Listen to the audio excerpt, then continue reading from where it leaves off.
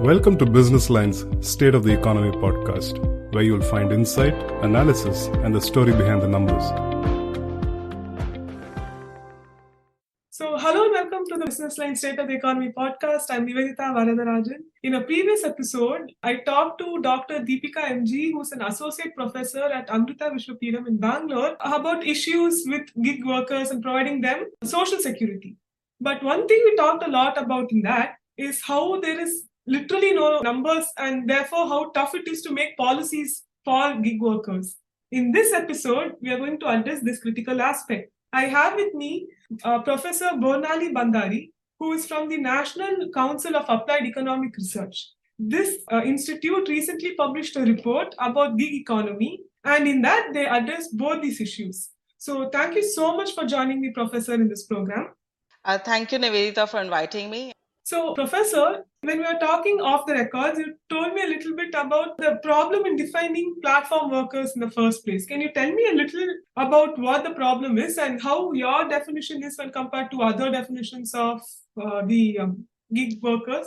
So when we started out the research, we spent a lot of time trying to understand who the platform worker is, what are its characteristics.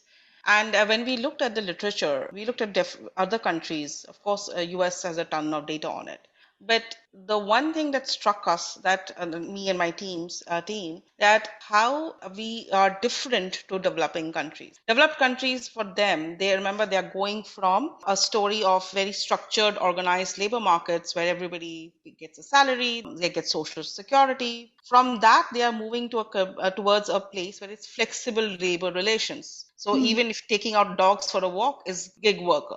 Whereas in India, flexible labor relations have always existed. If you think about our informal labor, our contractual labor, our workers, the one thing we thought was what is really new about platform work.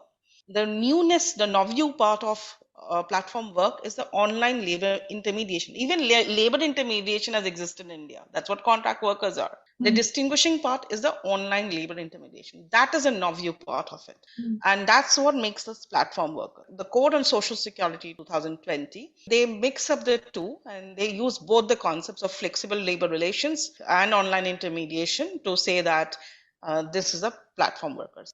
But for gig workers, you can see anybody who outside a traditional employer-employee relationship. So the question is, what is a traditional employer-employee relationship? The developed and developing countries are coming from different ends. So for developed countries, if you go by the ILO perspective, it's definitely worsening. In developing countries, it's not so clear that it's actually a worsening prospect because you add 90% of our labor force is already in informal labor. And actually that brings me the question, so what is formality, right? And there's a definition of informality, and that itself needs to be updated to accommodate platform workers. Because here, the idea of a worker in India, right, still is that you're working at a particular place. If the company is registered and you get benefits like social security, paid leave, you would consider yourself a worker. Platform workers are not working at any one single place anymore, right? That itself is a very changing concept that they have no fixed place of work.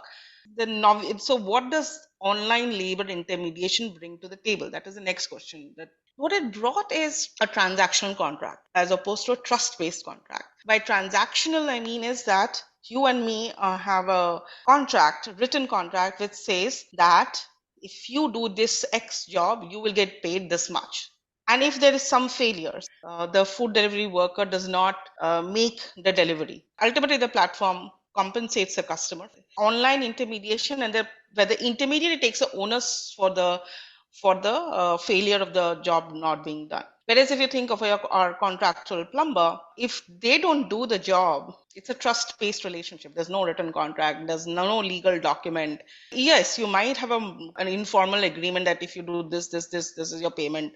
It could be used in a court of law. Can we use this informal contract? And my lawyer friends said, yes, you potentially can, because can be used as supporting evidence, if not actual evidence. It's a task-based contract, not a tenure-based contract, and it's a transactional contract. You do this transaction, you get paid, which is quite different. So it's no longer a trust-based contract.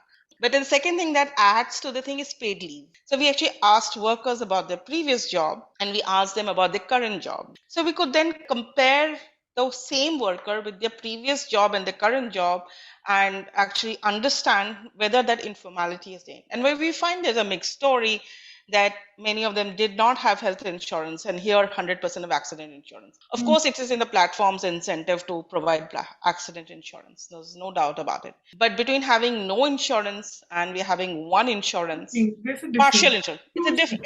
They have a written contract, they have some accident insurance. Many companies also provide life insurance. It's not the same health insurance, say, like you and I have in a traditional employer-employee relationship where we have the full insurance plus and for our families. So that is the formality piece that comes in the platform. So that's why I was trying to say we should not compare apples and oranges. Flexible labor relations is nothing new in India. It has existed since the days of yore. What is different is the online labor intermediation, and it does bring some advantages. There are many kind of platform workers. The ILO does not distinguish between gig and platform. India does. So there could be highly skilled and low skilled workers on both sides. So the food delivery platform worker is on the low skilled side, where you are delivering the food on a physical basis, but the intermediation is online. Let's get into the specifics of your study so we can understand more about what you just said. So can you tell us the methodology of the study which you published recently? So when we started out, we didn't have any numbers to go by. Yes, there was a tons of work done internationally. There was a lot of news media reports, of course, that actually added to our understanding of the things, but we didn't know how to shape out our questionnaire. We were advised that we should also look at the counterfactual. One of the things is how are workers doing compared to the other jobs? How much are they earning compared to a person with a similar background in the population? And so we started out with that, and we said, okay, we will use the framework. My colleague, Dr. Samad Gupta, he actually developed this framework. We said, let's have experience. I educate what is the previous experience, then is the actual experience of the platform work, and then the exit. The entry, experience, and exit is what we use. So an entry would look at what were you doing previously, and of course entry requirements, entry barriers, because the macro question of scan platform create jobs. So that's why both the micro and the macro questions are important. And so one of the advice was that since you don't have numbers, why don't you conduct a focus group discussion? So we actually went and spoke to food delivery platform workers in Delhi, Chandigarh, and Panipat. And from there, we understood what are the specific issues of food delivery platform workers. Again, we did not even know that whether what is in the north may not apply in south, east, or west. We weren't even sure that we would hear any differences. We just said, okay, let's just go to Delhi, Chandigarh, and Panipat. And then we realized that there are major differences between tier 1, tier 2, 3 cities we should capture. Now, because we didn't even know what sampling strategy to use. All we had is a list of cities and how many total workers were there in the cities. So that's all we had to go by. We integrated the literature with framework that we have, and we developed a framework and the questions based on that. Then we conducted a pilot study in a couple of 6 cities, and we knew we were doing a telephonic study partly because we're coming out of the pandemic, and partly because these workers are always on the move. They don't have time to talk to us. So then we conducted a pilot in 6 cities. Based on that, then we actually developed our questionnaire. And our sampling strategy is, of course, very important too. Because our sampling strategy, what we did is that we said we had to cover the whole country. So we went by regions. And then we said, because we knew the number of cities, we said, okay, tier 1 cities, there are 8 of them. We choose all of them. Tier 2 cities, we had to choose a couple. So what we did is we chose the topmost tier city in terms of number of workers. And we chose 2 other cities randomly from our sample, from each region. So we had 3 tier 2 cities from each region. And then in tier 3 cities, we use the same methodology where we chose the topmost city in terms of number of workers, and then we chose another one randomly. So totally we came down to 28 cities. That's how we chose tier 1, all of them, and then the rest tier 2 and tier 3 cities. Well, we did not know the universe, but we had chosen the cities. So those cities workers data we got from the company. And then, of course, so we did a telephonic survey of 924 workers across the 28 cities. So that is a methodology that we followed. 2 more things that would be interesting. Also, when we looked at the workers' data, we realized that there are 2 things that are important. Even before the FGD, we actually had a detailed conversation with the company itself to understand how the industry works. I mean, we knew some of the policies they were following and what they had done, but they were also curious to know what was happening.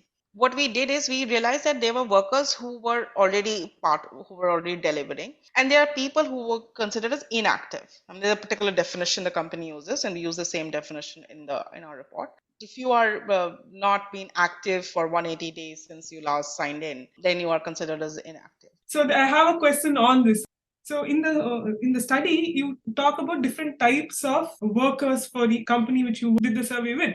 So there's an active, there's an inactive, and then there are short-term workers, and then there are long-term workers. Yeah, let me get to that. So there's active and inactive workers. So essentially people who are currently on the platform and people who are not on the platform. Then there were exit workers also. There's a third classification. And that means who have formally exited the platform. But we combined inactive and exit because we weren't getting any. So we just combined the two. We realized that there are 50% are part-time workers. Mm-hmm. And 50% are full-time workers. I mean, approximately. So we decided that we wanted to interview both types of workers, full-time and part-time. Full-time is long shift workers, what do you call it? They're working on 11 hours shifts, whereas these short shift workers, they are working on 5-hour shifts and they're working on other weekends or special days. So so there is different. And I don't think so any study has actually distinguished between the two. And here I do want to make a very important point is that one must be very careful about generalizing results from food delivery platform to others because every platform sector is very different. Cab is very different to your urban professionals, services, and so on and so forth. Because some things may be similar, some things may be different. Food delivery is a different industry, and therefore one must be careful. The third point that we were also looked at is that tenure, that is workers who had joined 2 years ago. Because remember, we were coming out of the pandemic. We knew from your newspaper reports and others that many people were joining the worker. They different to the workers who had joined even before. There was some suggestion of trying to even go a little further back, but we couldn't do it. So we got 3 types of things, but we did 1,000 workers only, but we could not have done smaller and smaller sample, but then the samples become really small. And so we stuck to, each layer at one point of time. So that's the methodology that we followed. So our sampling strategy allows us to do that. We could not really distinguish for the workers who had left the platform between the types of tenure, but for the workers who were on the platform, who are currently working on the platform, we could. So what kind of differences did you notice between these 3 types of workers or these 2 types of workers, the active workers and inactive ones, and the ones who work for like 11 hours and the ones who work for 5? Is there any difference between them in who they are? So I think the question is, why did you even join platform? And the answer was that they joined platform for income. There was no difference between workers. Income was the dominant reason that came across. And we took them at face value. It's not like we were trying to probe. And that is almost the same for both types of workers, whether part-time or whether long shift, short shift, or whether they are active or inactive. Where the differences is a background of the workers. The motivation for joining platform worker is different. Say tier 3, the age wise also I didn't find any much differences, but tier 3 city workers were definitely more excited about independence and flexibility. I mean, not excited, they chose it. So there are differences between the tier wise cities versus tier 1 city workers. But part-time, full-time, there were not any, at least I don't remember any visible differences. And the tenured workers who are staying for a longer time, believed in the work. Whereas the ones who joined, say, in the last 1 year, also were the ones more likely to leave. They joined because they lost a job. They didn't say it, but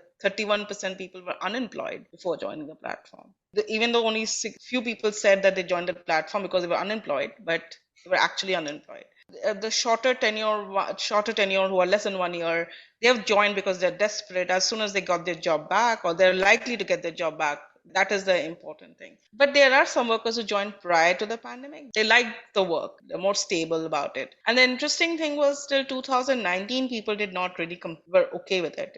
After 2019, things, of course, became tougher as more and more people entered platform worker. So there are many nuances and differences. I'm not going to say that there aren't any. Like in tier 2 city workers, one of the things that I found is that most of the tier 3 city work was very highly educated. We tried as a team, my colleague Ajay Sahu and I, where we tried to benchmark it, because one of the things was we should benchmark it and see how a platform compares to similar workers in the nation. We couldn't benchmark it because of the challenges in the data, which we ended up documenting that and wrote another op-ed on that. So that was a problem. So yes, we have tried to distinguish between cities, and there are motivational differences between tier 2, tier 3 city workers. Tenure wise, it would matter, and so would long shift and short shift workers. So then the FGD that came out was that short shift workers they were clear. They're filling the gap till they get their job. Somebody like we met said he had met an accident, so he was at home for a very long time, and then couldn't find a job. So till he could he'll find on the job, he was just filling the gap. So that kind of thing we found a lot. So the reasons, income is the dominant. About 67% people say they joined it. But when we look at the other reasons, that's when it gets very interesting between tier 2 and tier 3 city workers. I found those tier 3 city workers more interesting than the type of workers. Clearly, platforms was creating jobs in tier 2, tier 3 cities. So that's another thing we picked up. We thought maybe that they're not finding local jobs, and that's why they're picking. As I told you, right? We went through the FGDs, we heard stories, and we thought maybe perhaps that's the reason why they're picking up platform work. Maybe there are limited opportunities. But when we did in the larger survey, we didn't find those results. So I didn't use, I took it out of the report. So I had used the word Gary. There's something called Gary effect. Gary in Punjabi, it has negative connotations. Basically means you're going around the city. So there's a very cushion thing that you're going around the city. And it came out it was very different between tier 1 and tier 3 city workers. The college dropouts, and there was certain pride that here I am going on my motorcycle around the city. So in a way, you can call it, I called it productive employment in the report. I remember in one of the telephonic interviews, I asked them, what were you doing before? What normal young men do? So, okay, what is that? Clearly, I don't know. Then like, yeah, I was looking for a job and time passing, So instead of doing all that, they're finding a job, So that is scary on a different level. It's like you, right? Going down in the field, talking to real people, getting to know their stories. Yes, there are hard stories, but there are sometimes these interesting stories also. The advantage of platforms is it is creating jobs, local jobs specifically. The number of people who had Manrega job cards was also very limited. So I knew that checked out. But the more interesting thing was that they were creating local jobs. They were joining it out of choice, not yes, higher income, but they didn't want to have a boss. They didn't. Yeah, I was working in a factory, so boring. Here I'm going around the city like a stud. Those interesting stories that came out, and clearly it's also giving productive employment. And I've done other work on skilling, so I know that when you go and talk to them. A couple of weeks back, I was in talking to UP. In UP, I was doing something. I was just asking young men. So in our FGDs, which we could not capture the data so much, but in some of the FGDs, like in Panipat, some people did mention that, ma'am, there are a lot of people who live in the villages and they just come into the city and they work. There is some subtext of that is happening, that it is catering to need. So those things we need to be very careful about. So yes, there are some positive stories. It creates local jobs. It creates productive employment. Instead of just sitting and wasting time, as you said, it's scary, right? Instead you're doing, at least you're still maybe sitting for your government exams, or you're still doing things, but at least you're working and doing some productive employment. So in your report, you also talked about providing how these platforms provide some sort of skilling. So a major worry that I have with these platforms is that your job is to deliver from point A to point B, and there's no value addition on your part to the job, or value addition to yourself as an individual because of the job. So I was in the FGT, actually. I asked one of the kids, I said, what do you get out of this? I said, do you know how to speak? Maybe you learned English? Because I was trying to see what questions would work and everything. Mm-hmm. Like, ma'am, I went to college. Fine, I'm a college dropout, but I went to college. Of course, I know how to speak in English. Sorry. If you see the background, it's a very vast milieu of people, So the thing is that, every job requires some skills, even just what seems very a flat way, that you're just going at the door and giving the food, there might be some customer interaction required. At least be pleasant about it.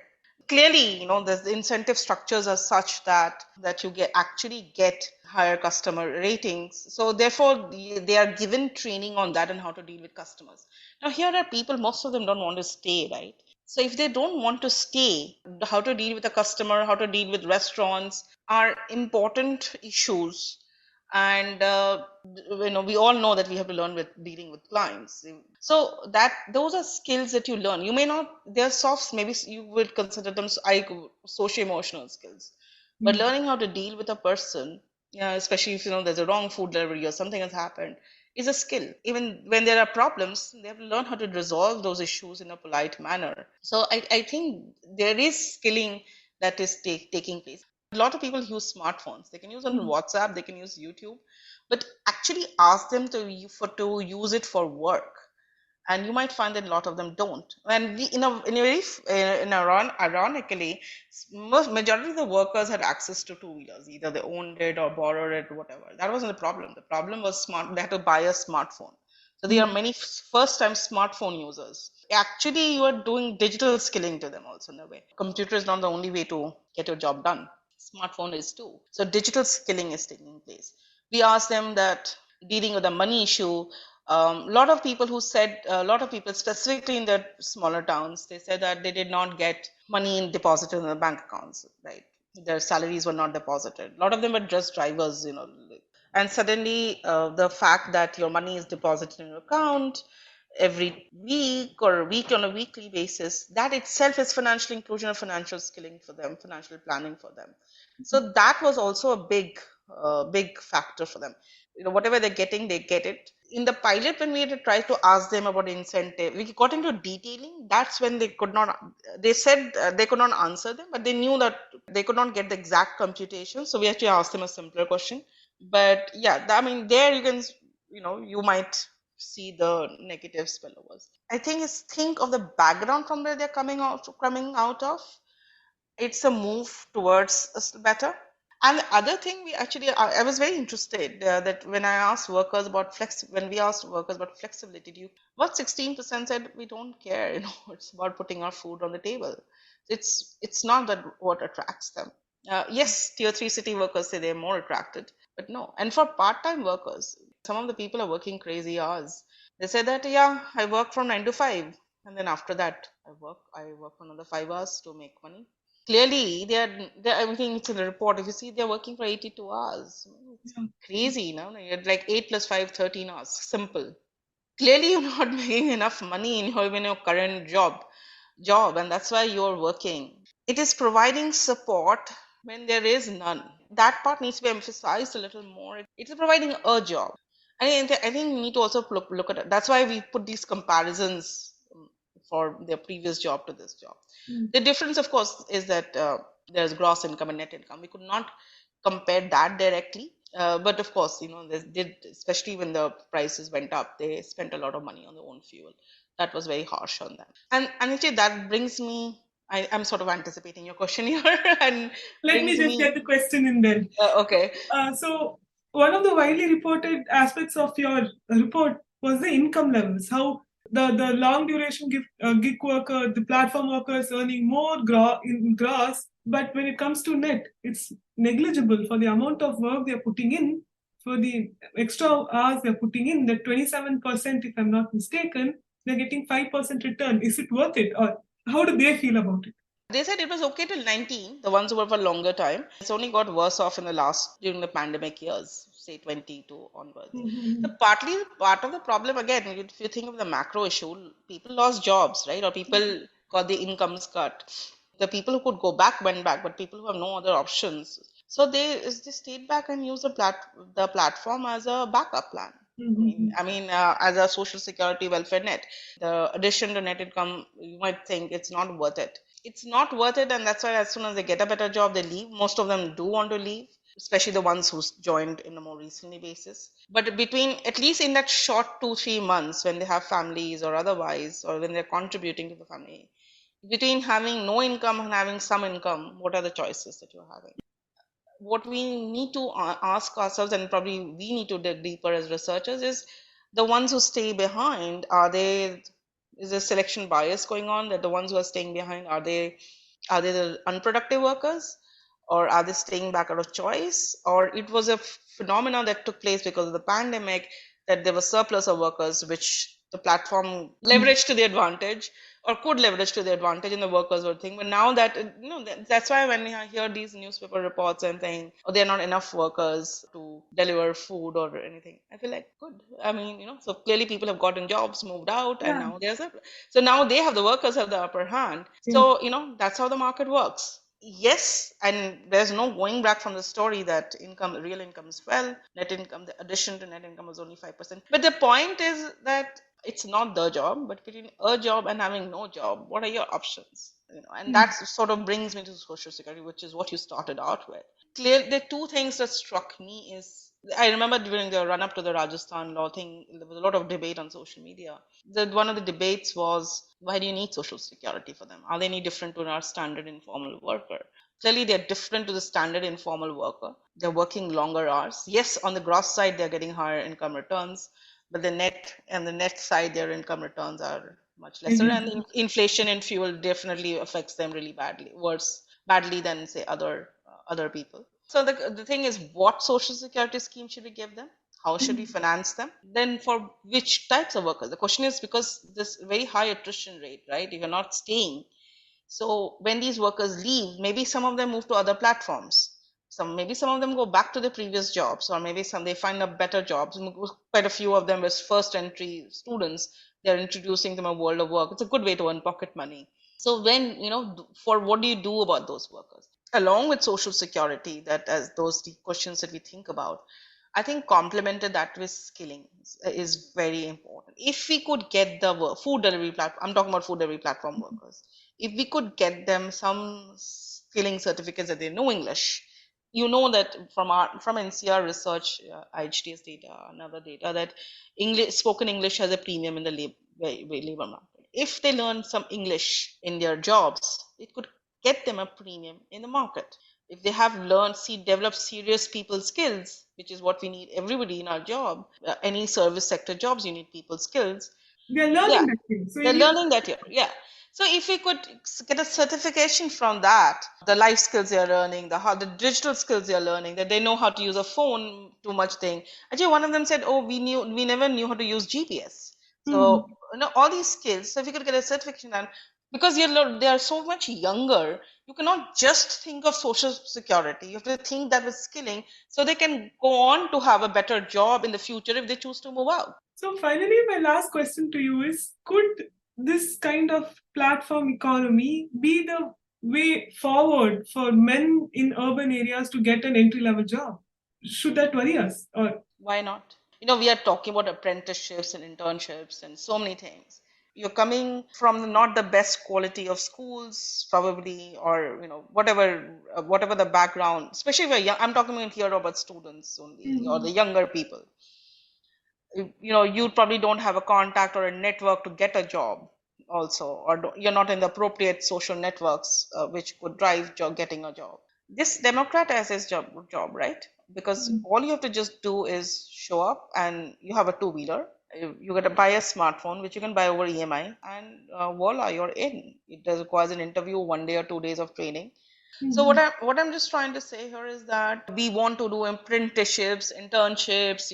We want to create jobs for the young. The job for educated unemployed is quite high, in double digits in India, as you know. Now, why shouldn't we do it? Why shouldn't we do it? No, they know, if they don't regard this as a problem, if they regard that it's a good stopgap, it's a good way to earn pocket money, it's a good way to contribute to the family income.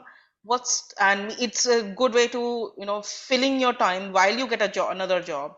What is stopping us? But yes, what we need, again, that brings me back to my skilling point, is that if we can give them certification skilling out of it, then them stepping up would be easier for them.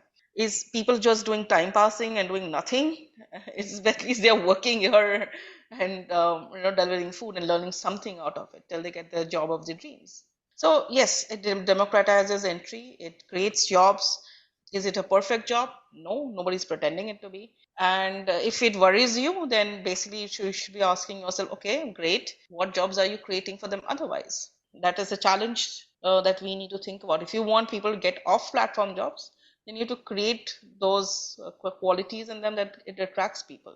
So the task at hand for the government, for any government, is to create the jobs that the people want for and to skill the people to fill that job. Okay, thank you so much for joining me in this podcast, Professor. Thank you, Nivedita.